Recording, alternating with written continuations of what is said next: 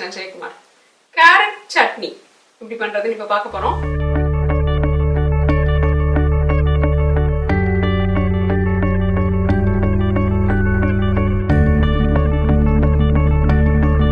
இந்த கேரட்டை பொரியல்லாம் சாப்பிட்டுருக்கோம், சாம்பார்ல போட்டிருக்கோம், இப்படி நிறைய விஷயங்கள் செய்திருக்கோம். இன்னைக்கு நம்ம இதை சட்னியாவோ தொகையலாவோ அரைச்சு சாப்பிட்றது எப்படின்னு பார்க்கலாம்.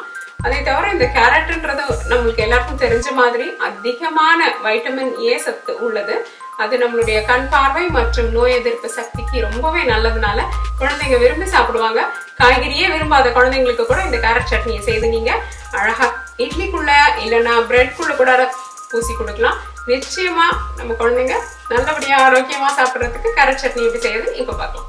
250 கிராம் அல்லது 4 கேரட், தேவைக்கேற்ப உப்பு, சிறிதளவு பெருங்காயம், தாளிப்பதற்கு எண்ணெய், 3 மேஜைக்கரண்டி துருவின தேங்காய், சிறிதளவு புளி, 1 தேக்கரண்டி உளுத்தம் பருப்பு, 1 தேக்கரண்டி கடலைப்பருப்பு மற்றும் 3 காய்ந்த மிளகாய், சிறிதளவு இஞ்சி பொடியாக நறுக்கியது.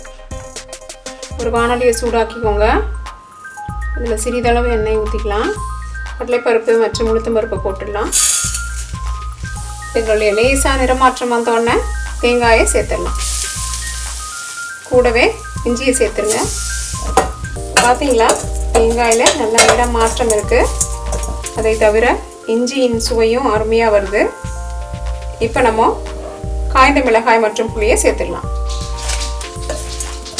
கடைசியாக நல்லா பொடியாக அரியப்பட்ட கேரட் அல்லது துருவின கேரட்டை சேர்த்துக்கலாம்.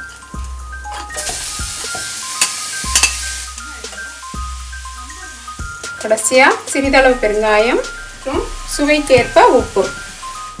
இப்போ நம்ம 3 அல்லது 4 நிமிஷங்களுக்கு இந்த கேரட்டை வதக்கியிருக்கோம். அதனால அது கொஞ்சம் வெந்த தன்மைக்கு வந்துடுச்சு. இப்போ இதை நல்லா ஆற விட்டுட்டு மிக்சர் ஜாரில் போட்டு அரைச்சி எடுத்துடலாம். இதை நல்லா மையாக அரைச்சி எடுத்துக்கலாம். தேவையான அளவு தண்ணி சேர்த்துக்கலாம். இந்த சட்னியை கொஞ்சம் கட்டியமாக வச்சுக்கிறது தான் நல்லது, அப்போ தான் நல்லாயிருக்கும். அதனால இந்த கட்டி பதத்திலேயே இதை அரைச்சி எடுத்துக்கோங்க. இந்த அருமையான சுவையான கேரட் சட்னியை பார்த்தீங்களா? இது நண்பர்களே, இந்த சுவையான கேரட் சட்னி எப்படி பண்றதுன்னு பார்த்தீங்களா?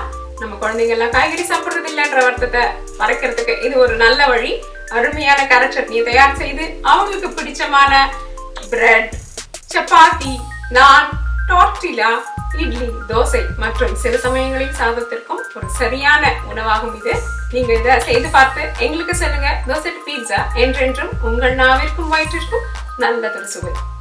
இந்த வீடியோ உங்களுக்கு பிடிச்சிருந்தா லைக் பிரஸ் பண்ணுங்க. தோசை டு பீட்சாக்கு மறக்காம சப்ஸ்கிரைப் பண்ணுங்க மற்றும் உங்களுடைய பிரிண்டபிள் ரெசிபீஸ்க்கு dosetopizza.com விஜயம் செய்யுங்கள். நன்றி, வணக்கம்.